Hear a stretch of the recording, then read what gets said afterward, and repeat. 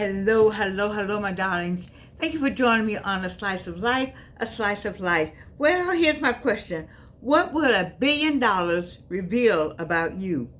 What would $1 billion with the B dollars reveal about you? So tonight, somewhere in America, on the other side of the screen, millions of people are holding a little piece of paper worth $2. I normally get one. I was out today. I just like, well, you know what? I'm not going to be able to get it like that. But in their imagination, that ticket has already bought a new house. Because you know, you got the ticket. You think about $1 billion with a B. You have paid every bill just looking at the ticket. You know, you sent the grandchildren to college, all right?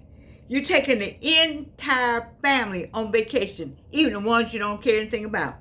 And baby, you have told in your mind at least 3 people they don't have anything to worry about. I said, oh my goodness, if I could get that money, well, I have people that would never have to work anymore. That's my thought. You would never have to work anymore. You can just enjoy the rest of your life. Anyway, that's what's going on in America tonight. Because it's $1 billion. Do you remember when it was like this before? I just wonder, how did those people feel that won? They got $400-some million. How did they feel? How does that feel? How does that feel? Well, anyway. The Powerball jackpot tonight is estimated at $1 billion. $1 billion. $1 billion with a B. The cash option is estimated at about $433 million before taxes. Still not bad. The larger $1 billion amount is paid as an annuity over time. The jackpot became so large because drawing after drawing passed without anyone matching all 5 white balls and the Powerball. Now, I did have me some tickets. At some point, I didn't get a number. Like you get a number somewhere, I got a number maybe. The prize money kept rolling over and growing. Powerball's official website confirms that tonight's drawing is scheduled for 10:59 Eastern Standard Time. People will be sitting there looking at WSB-TV in Atlanta. I don't know what about you, with the Powerball ticket in their hand. But you know what? This is what I was thinking as I was putting this together. I don't want to talk only about the numbers. I want to talk about what happens inside of us when we imagine that those numbers could belong to us. Something happens. Something happens inside of you when you get the numbers and you thought about the numbers and you studied the numbers. Because $1 billion jackpot is not just a lottery story. No, ma'am, no, sir. I mean, you looking at $1 billion could be in your hand. $433 million before taxes. You could still give somebody some money even after taxes. There's a story in that ticket while you're looking at it. People are looking at it. They're walking around with it. They can't wait to 10:59 tonight. They have studied the numbers. They know the numbers by heart. They got the Powerball. They have gone through all the numbers. They got everybody's birthday. Got all of that. And they're holding on to that number. So it's a story about hope. There's hope in this story tonight, right? There's hope. But there's hope that you win. It's a story about fantasy. I had a friend that said that. He's passed away now. He said that the lottery is for suckers. Mm-hmm. I'm just going to say, but it's a story about fantasy. And it's a story about disappointment, because you're going to look at the numbers and you're going to write them down and you're going to go get all your tickets and you're going to look at the numbers and you're going to make sure that you saw the right number and then disappointed. Then you want to know who got it. Oh my God. And if we are honest, it may be a story about envy. Because I have thought about, man, who got all that money? Who got all? You remember they had one for $1 billion. And I wondered, were they happy? What would you buy first? What would you buy first? Let me ask you. If you won $1 billion tonight, what would you buy first? Would you buy a house? Would you pay off your mortgage? Would you buy a car? My Wraith would certainly look good. Would you take care of your children and grandchildren? Would you travel around the world? Would you help your church? That would be me. I would help my church. I would do all this list, I would do all of that. Would you support a school, a hospital, or community organization? Absolutely. Or would you simply sit down somewhere and try to breathe? Well, yeah, but I just would I be able to breathe? If I had a ticket and it said I was a billionaire, oh my God. I was wondering, is this it, Lord? You know, Esther would say, she would grab her heart and say, I forgot Esther on Good Times. No, what was that on Good Times? On Fred Sampson's show, she would grab her heart and say, this the big one. Or he would say, this the big one. I think that's what I would say. This the big one. This the big one. I mean, $1 billion ticket. So anyway, because I imagine that when you see those winning numbers, there's a moment when the whole world will become silent. I promise you, if I had a ticket, which I do not, and all those numbers were on my ticket, I don't know what, I know would I scream? No, I would pray, I would thank God first. And then somebody said, well, how you going to thank God for something like that? Because that's gambling. So I don't know, but I still thank him. Because nothing happens without his okay anyway. I would just thank him. You look at your ticket, then you look at the television, then you look at the ticket again. You call somebody over and say, read these numbers. Don't say anything, just read these numbers. Your hands begin to shake. You may cry. I think I would. You may laugh. I know I would do all that. You may even start walking around the house saying, Lord have mercy, Lord have mercy. I would do all that. I would say, Lord have mercy. I would start crying and laughing at the same time. I'm just telling you, I'm just talking about me, but I'm sharing with you because I think you do some of this with me. Because in one moment, your life before those numbers and your life after those numbers will be completely different. I mean, can you imagine life before the numbers and life after the numbers? Life before the numbers and life after the numbers, you won $1 billion ticket. And you don't tell anybody because you don't have to tell it. You have to tell it in Georgia. They were not imaginary characters. They were people who brought, real people have experienced that moment. Real people have won enormous jackpots. Yeah, that's what I wanted to talk about. There's some regular people. One time I didn't like that they exposed a black woman. I thought the lottery did that unnecessarily. They made a story out of it. They wanted people to know. You don't let people know you have that kind of money. You don't do that. Wealthy people do not they do not do that. Don't see, wealth whispers and rich blings. I learned that a long time ago.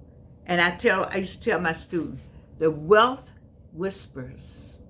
I learned that from a young lady, I forget her name now, she passed on. And rich bling, bling, bling, bling, bling, bling. But wealth is subtle. And you don't want to tell anybody about that money. Anyway, the regular people have won that money. And I'm pretty sure it changed their lives. Of course it did. But did it give them peace? That's what I wonder sometimes. I've heard stories about people who won a lot of money. They weren't at peace at all. And some people committed suicide or they ended up broke. They went through the money and gave everybody the money, and then as soon as they didn't have any money, they didn't have any friends. That's something. Money can solve problems, but it can also reveal them. You know, you heard people say, more money, more problems. I've heard the people that have gone up the ladder, through in entertainment, say more money, more problems. More money, more problems. So let us not pretend that money doesn't matter. It really does. Money can pay the medical bills There's somebody who may need kidney and they don't have the insurance. It would just be great to give them the money. Money can pay medical bills. Money can provide good housing for the unhoused. Money can remove debt. It would just be great to have zero debt. Money can open educational opportunities. Send people to school, you know, like Oprah did with those young women over there. I would do my money locally. Just give scholarships on scholarships on scholarships. Spelman, Morehouse, Clark Atlanta. I would do that. Morris Brown. But money cannot automatically create wisdom. No. You can do some dumb stuff with money. We know that. Some people have done some dumb stuff with money. Many of us have done some dumb stuff with money. You know, so it doesn't create wisdom. It cannot purchase trustworthy relationships. So you think the person really cares about you because you just want all that money, and all they want is your money. Mm-hmm. It cannot guarantee good health. I've been very ill, and there are other people who've been very ill that have a lot. They have a lot of money. They have a lot of money, but the money did not hold them here. Like Kobe Bryant, that money did not stop him from that accident. I couldn't imagine when they told me Kobe Bryant and Michael Jackson, I'm thinking about they had some of all the stuff that I wish I had. I wanted my music to be out there. That was Michael Jackson. And then Kobe Bryant just seemed like he had just a charmed life. I was like, oh my God, what would it be like to have a life like his? He ain't here no more. You know, that's why you don't be looking at other people's lives. It cannot guarantee good health. It cannot repair every broken heart. You know, and you got some broken hearts on the other side of the screen. It's some broken hearts. So money's not going to help that. But a large amount of money does not simply change your circumstances. It actually reveals your character. I've seen people get money and they become the worst, snobbish, ugly acting people you have ever run into. I've seen that. You know some people like that? They got money and they changed. And they really didn't change. That's who they were. That's who they are. That's who they were. It reveals your character. If you were generous before the money, perhaps you become more generous. My daughter would have to get me because I would give all mine away. If you were suspicious before the money, you would become more suspicious. If your family had unresolved problems before the money, baby, that money may not heal it. It may put those problems under a brighter light. Ooh, it's a mess. Don't get some money and you got a fight going on in the family. See, mama said, and cousin said, and they said, it's a fight. Oh, it's a fight.